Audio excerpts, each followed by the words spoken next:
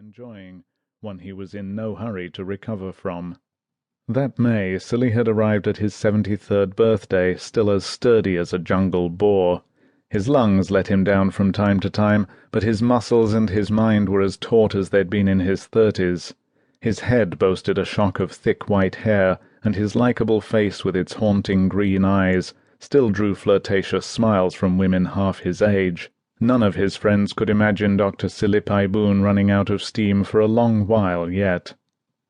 The mosquito-net-covered bunk bed in which Silly lay watching the lizard stood on the floor of Party Guest House No. 1 in the cool northeast of the People's Democratic Republic of Laos.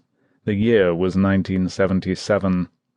Guest House was hardly an appropriate name for the two-story building designed by Vietnamese rectangulists a few years earlier. It looked nothing like a house, and its inmates were certainly not guests. It was mostly inhabited by those who had sinned ideologically against party dictates.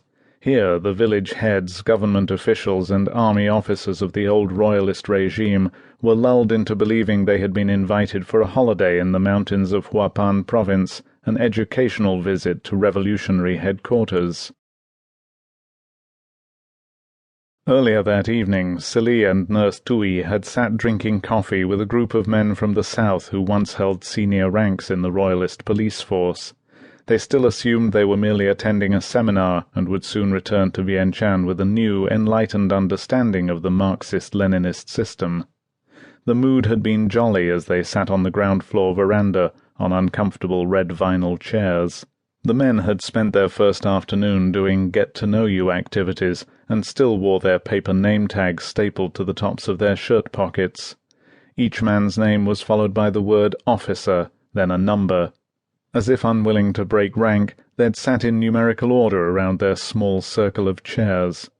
Silly had listened to them boast of their good fortune in seeing a part of the country that was as alien to these urbanites as any foreign land. They spoke of the locals as a tourist would of Africans or peculiar Europeans. Little did they know their brief excursion to the provinces would likely extend to months, in some cases years. Little did they know they were to be trucked from the comparative luxury of the guest house to a site some 80 kilometers away near Sok Hao on the Vietnamese border. There they would be assigned to work gangs to rebuild roads, repair bombed bridges, and help the local peasants till a booby-trapped land littered with unexploded ordnance. In the evenings they would sit around blackboards in study groups beneath the yellow light of beeswax lamps. They would learn the dates of the most famous battles, the numbers of casualties, and the names of the great leaders of the revolution. This, and often much, much worse, was Lao re-education. Eventually, either by sincere personal choice or through desperation, they would swear undying devotion to the cause. If they were convincing enough, they might one day be returned to their families. If not, the families would be invited to travel north to join them. Only women who truly loved their husbands and were prepared to forego the luxuries of city life accepted such an offer. The majority fled across the Mekong to take their chances on the Thai side.